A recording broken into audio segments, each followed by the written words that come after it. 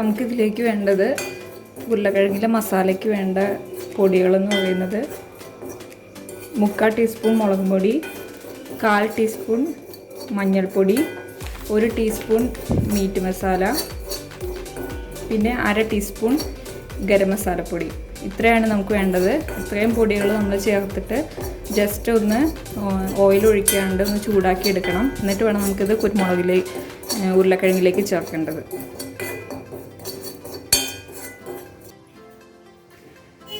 ഇതൊരു 5 ഉരുളക്കിഴങ്ങ് ഞാൻ ഉപ്പിട്ട് പുഴുങ്ങിയതാണ്.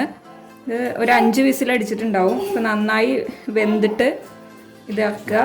എന്നിട്ട് തൊലിയൊക്കെ കളഞ്ഞിട്ട് ഇതൊന്ന് നന്നായി സ്മാഷ് ചെയ്തെടുക്കണം.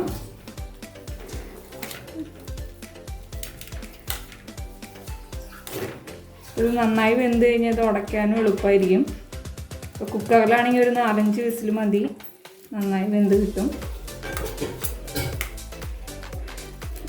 ഇതിൽ കുറച്ച് മഞ്ഞൾപ്പൊടിയും കൂടി ഇട്ടിട്ടാണ് ഞാൻ ഇത് വേവിച്ചെടുത്തിരിക്കുന്നത്. മഞ്ഞൾപ്പൊടിയും പിന്നെ ആവശ്യത്തിന് ഉപ്പും ചേർക്കുക.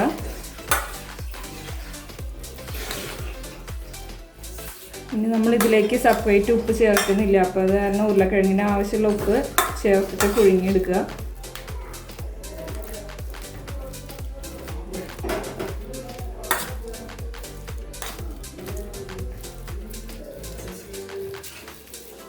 ഇത് നന്നായിട്ട് ഉടഞ്ഞു കിട്ടിയിട്ടുണ്ട്. ഇനി നമുക്കിതിലേക്ക് നമ്മൾ നേരത്തെ ചൂടാക്കി വെച്ചിട്ടുള്ള മസാലപ്പൊടികൾ ചേർത്ത് കൊടുക്കാം.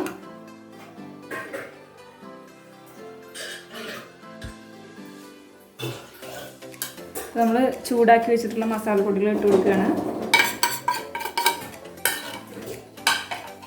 നമ്മൾ എടുത്തിട്ടുള്ള ഉരുളക്കിഴങ്ങിനനുസരിച്ചിട്ടുള്ള മസാലകൾ ചേർക്കുക. ഞാനിവിടെ ഇപ്പോൾ ഒരു 5 ഉരുളക്കിഴങ്ങിനുള്ള മസാലയാണ് ഞാൻ ഉണ്ടാക്കി വെച്ചിട്ടുണ്ടായിരുന്നത്. അപ്പോൾ നിങ്ങളുടെ എരിവിനൊക്കെ അനുസരിച്ച് നിങ്ങൾക്ക് ഇതിൽ കൂട്ടും കുറയ്ക്കുകയൊക്കെ ചെയ്യാം. കുരുമുളക് പൊടി വേണമെങ്കിൽ കുരുമുളക് പൊടിയും ചേർത്ത് കൊടുക്കാം. ഞാനിവിടെ ഇപ്പോൾ മുളക് പൊടി മാത്രമേ എരിവിന് ചേർക്കുന്നുള്ളൂ.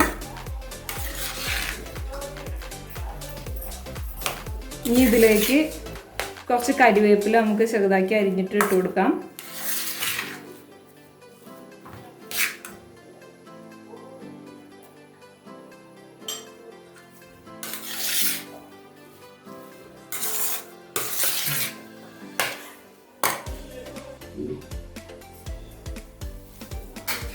ഇത് നമുക്കിനി കൈ കൊണ്ട് ഒന്ന് നന്നായിട്ടൊന്ന് കുഴച്ചെടുക്കാം. മസാലയൊക്കെ ഒന്ന് എല്ലായിടത്തും ഒന്ന് മിക്സ് ചെയ്ത് കൊടുക്കാം.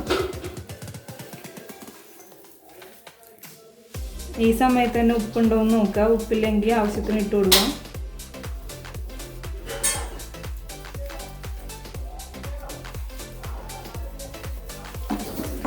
ഇപ്പോൾ നമ്മുടെ മസാലക്കൂട്ട് ഇവിടെ റെഡി ആയിട്ടുണ്ട്. ഇപ്പോൾ നമ്മുടെ ഉരുളക്കിഴങ്ങിൻ്റെ മസാല ഇവിടെ റെഡി ആയിട്ടുണ്ട്. ഇനി നമുക്ക് വേണ്ടത് 2 മുട്ട നമ്മളൊന്ന് മിക്സിയിൽ ബീറ്റ് ചെയ്തെടുത്തിട്ടുണ്ട്. പിന്നെ വേണ്ടത് ബ്രെഡ് ക്രംസ് ആണ്, അല്ലെങ്കിൽ റസ്ക് പൊടിച്ചതായാലും മതി.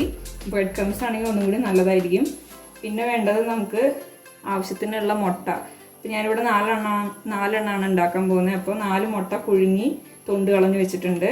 അപ്പോൾ ഇത്രയാണ് നമുക്ക് ആവശ്യമുള്ളത്. ഇനി നമുക്കിത് ഉണ്ടാക്കി തുടങ്ങാം. ആദ്യം നമുക്ക് ഈ മസാല കുറച്ചെടുക്കാം. എന്നിട്ട് ഇത് വട്ടത്തിലൊന്ന് ആദ്യം പരത്തി വയ്ക്കുക. എന്നിട്ട് നമ്മൾ പുഴുങ്ങി വെച്ചിരിക്കുന്ന മുട്ട ഇതിൽ വെച്ച് കൊടുത്തിട്ട് ഈ ഉരുളക്കിഴങ്ങിൻ്റെ മസാല കൊണ്ട് നമ്മൾ ഇത് ചുറ്റും ഒന്ന് കവർ ചെയ്തെടുക്കുക.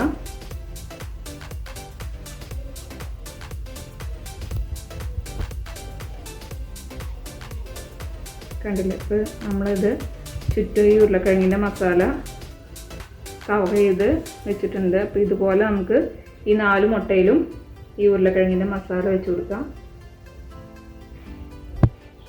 ആദ്യം ഇതുപോലെ കുറച്ച് മസാല എടുക്കുക. എന്നിട്ട് ഒന്ന് പരത്തി കൊടുത്തിട്ട് അതിലേക്ക് മുട്ട വെച്ച് കൊടുക്കാം. എന്നിട്ട് ഇത് ഇതുപോലെ ഒന്ന് കവർ ചെയ്ത് കൊടുക്കാം.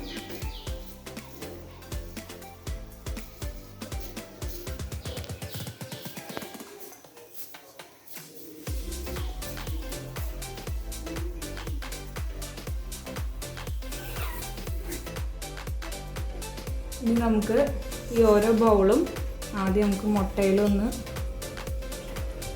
മുക്കിയെടുക്കാം. ചുറ്റും മുക്കിയെടുക്കുക. അതിനുശേഷം ബ്രെഡ് ക്രംസിൽ മുക്കുക.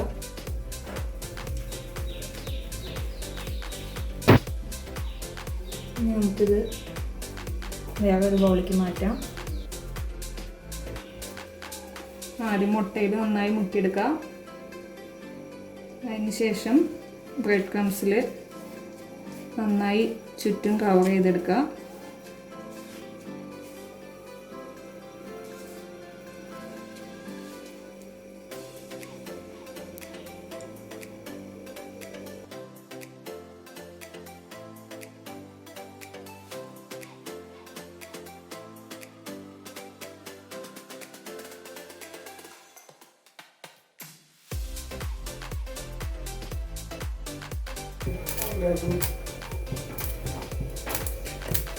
നമ്മുടെ പാത്രം ചൂടായിട്ടുണ്ട്. നമുക്ക് ഇതിലേക്ക് എണ്ണ ഒഴിച്ചു കൊടുക്കാം.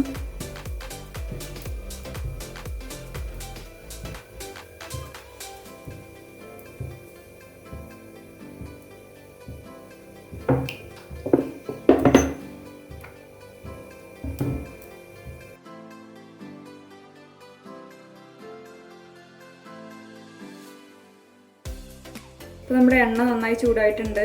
ഇനി നമുക്കിതിലേക്ക് ബൗളിട്ട് കൊടുക്കാം.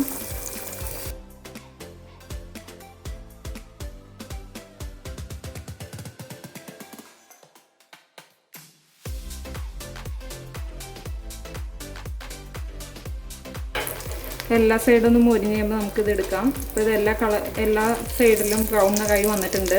അപ്പോൾ ഇത് റെഡി ആയിട്ടുണ്ട്. അപ്പോൾ നമുക്കിത് കോരിയെടുക്കാം.